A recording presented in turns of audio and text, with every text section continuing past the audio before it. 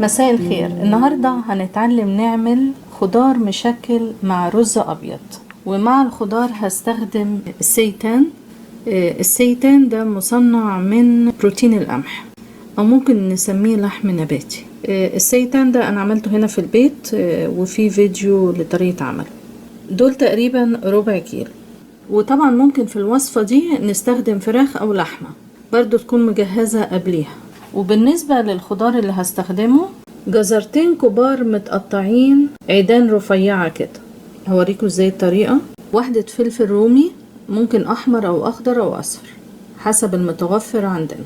قشر نص ليمونة، الليمون الاصفر، وقرن فلفل شطة، وحوالي 100 جرام فجل ابيض اللي هو الوايت رادش، بيبقى بالشكل ده وطويل. انا خدت بس 100 جرام منه. 3 وحدات مشروم كبار حوالي 40 جرام، فصين توم، شريحتين رفيعين جينجر اللي هو الجنزبيل، 5-6 وحدات فاصوليا خضراء، بصلة كبيرة، حوالي 4-5 وحدات اسبرجس اللي هو اسمه النبات الهليون، ووحدة كرات اللي هو الكبير، او ممكن كرات العادي الصغير، هيبقى نص حزمة. وفي الاخر هزوق بشيري توميتو اللي هي الطماطم الصغيرة دي.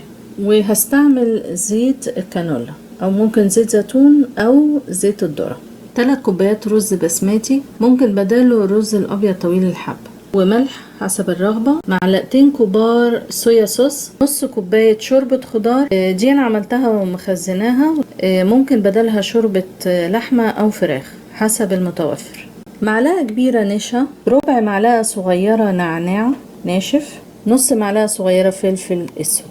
تعالوا نشوف الطريقة. هبتدي الاول اقطع الخضار. بالنسبة للفجل هقطعه حتة طويلة كده ورفيعة. ازاي هقطعه؟ يا اما بالسكينة عادي اقطعه شرايح رفيعة الاول، وبعدين بالسكينة كده اقطع حتة طويلة كده بالطريقة دي، او لو عندي المبشرة اللي بتقطع حتت بالطول كده، طبعا دي بتبقى اسهل. نفس الطريقة الجزر.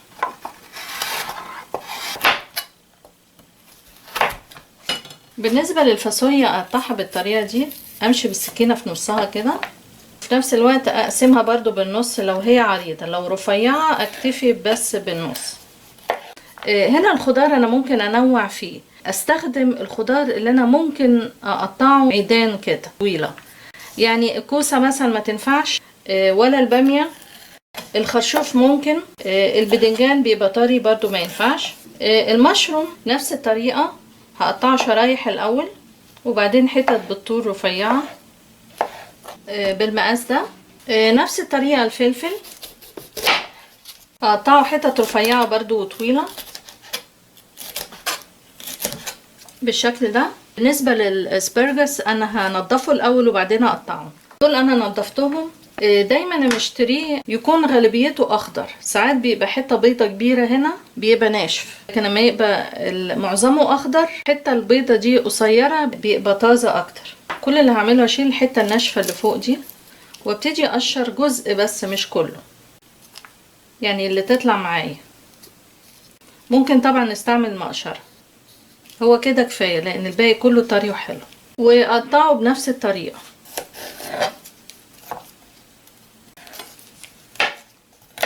بالمقاس ده كده. نفس الطريقة الفلفل الشطة بالطريقة دي. الليمون، الليمون الاصفر ده قشره ما بيبقاش ممرر، بس بيدي طعم وريحة حلوة للشوربة او الخضار. وبعدين البصل نفس الطريقة، هقطعه شرايح كده بالمقاس ده. نفس الطريقة مع السيتان، هقطعه بالطريقة دي حتت طويلة. لو فراخ او لحمة برضو اقطعها بنفس الطريقة. دول انا رشيت عليهم شوية ملح وفلفل وحمرتهم الاول. السيتان يعتبر بديل للحمة لانه بروتين عالي، وفي نفس الوقت التكستشر بتاعه يشبه اللحمة بالظبط بالمقاس ده. بعد كده ابتدي اقطع الكرات قطع طويلة كده.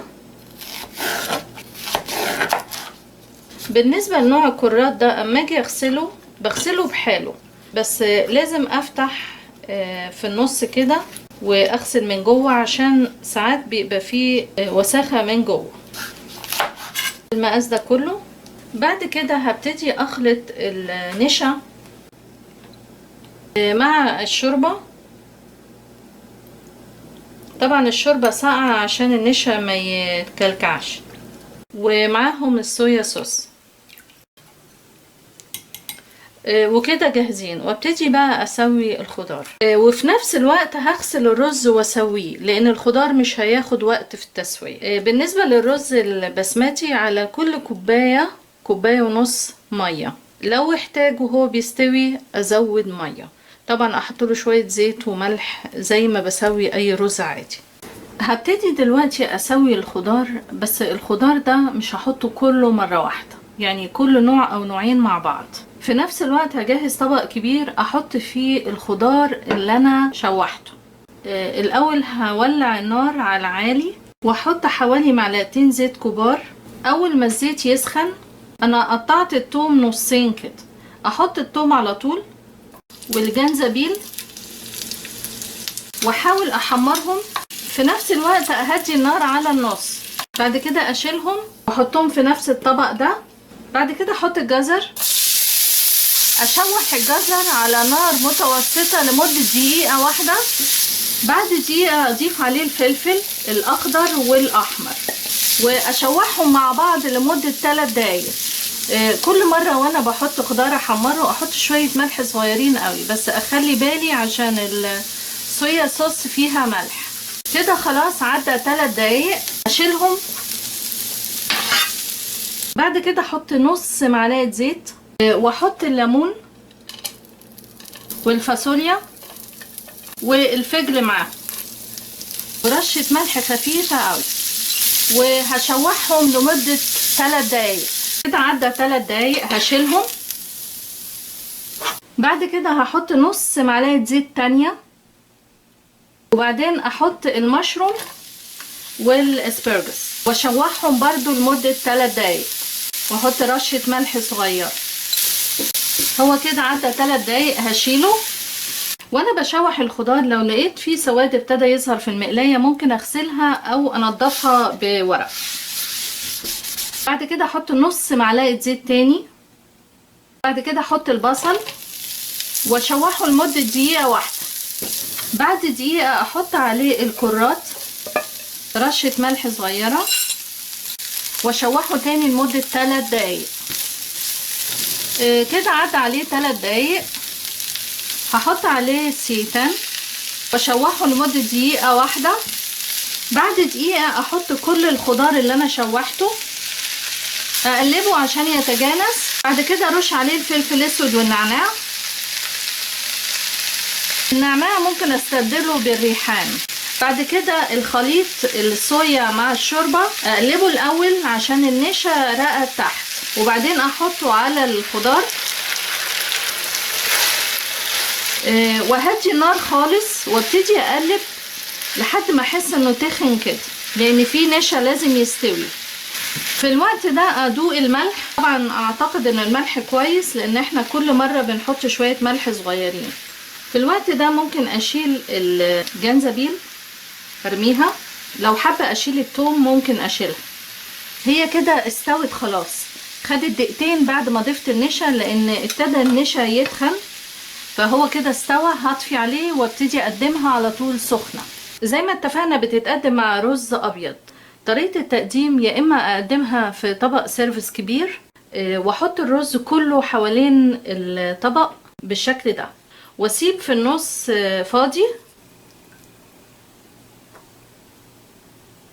هنا ممكن ازوقها بشيري توميتو وتتقدم بالشكل ده. دي وجبة كاملة فيها كل حاجة، بروتين وفيتامينات وكربوهيدرات. حاولوا تجربوها وان شاء الله تعجبكم. اشكركم جدا والى اللقاء.